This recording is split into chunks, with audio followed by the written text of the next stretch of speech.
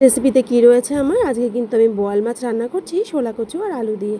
তো জিরে আদা বাটা দিয়ে কিন্তু রান্নাটা করেছি, কোনো পেঁয়াজ রসুন কিন্তু এখানে অ্যাড করিনি আমি। আর এই রেসিপিটা কিন্তু আমার খুবই ভালো লাগে। দাদাভাই আজকে বোয়াল মাছ নিয়ে এসেছিলো, সেটাই কিন্তু আজকে জিরে আদা বাটা দিয়ে আমি করে নিয়েছি। আর নামানোর আগে একটু গরম মশলা তো দিয়েইছি, আর ওপর দিয়ে দিয়েছি একটু ধনেপাতা। এতটা লেট হয়ে গেছিলো বন্ধুরা, ফুল রেসিপি তোমাদের সাথে আর শেয়ার করতে পারিনি আজকে আমি। জাস্ট একটুখানি রেসিপিটা তোমাদেরকে দেখিয়ে দিলাম ক্লিপিং। আর এদিকে দেখো সামান্য একটু তেল বসিয়েছি কড়াইতে। কি বানাচ্ছি বলো তো, দাদাভাই না মাছের তেল এনেছিল, রুই মাছের তেল এনেছিল, এটা ফ্রেশ ছিল তেলটা। সেটা আমি বেগুন আর পেঁয়াজ দিয়ে একটু ভেজে নিচ্ছি। মাছের তেল ভাজা খেতে কে কে পছন্দ করে একটু জানিও তো। তো আমি তো একটু দেখো তেলের ওপরেই এই যে মাছের তেলটা একটু দিয়েছি, দেখো একটু ডিমের ছড়াও একটু হয়েছে। আমার মেয়ের এই রেসিপিটা খেতে দুর্দান্ত লাগে, আমারও ভালো লাগে, কিন্তু অনেকটা তেল তো ওই জন্য একটুখানি অ্যাভয়েড করি। তেলটা যতটা ভাজার পরে থাকবে না সেটা আমি ফেলে দেবো বন্ধুরা, কেননা এতটা তেল খাওয়া শরীরের জন্য তো ঠিক না।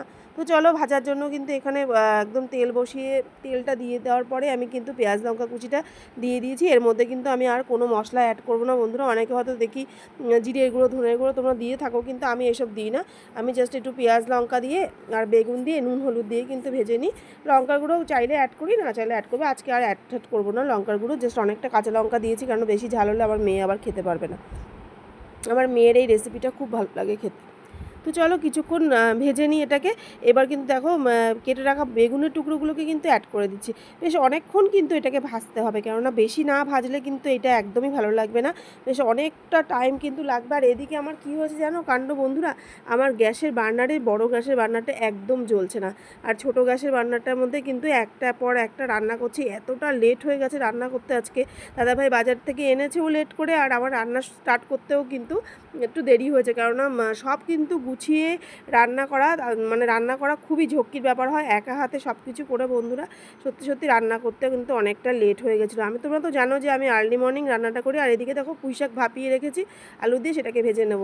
কতক্ষণে যে হবে রান্নাটা আমার আর ভালো লাগছে না। আসলে কী বলতো, মর্নিংয়ে রান্না করে অভ্যাস তো, একটু লেট হয়ে গেলে না রান্না আর করতে ইচ্ছা করে না আমার।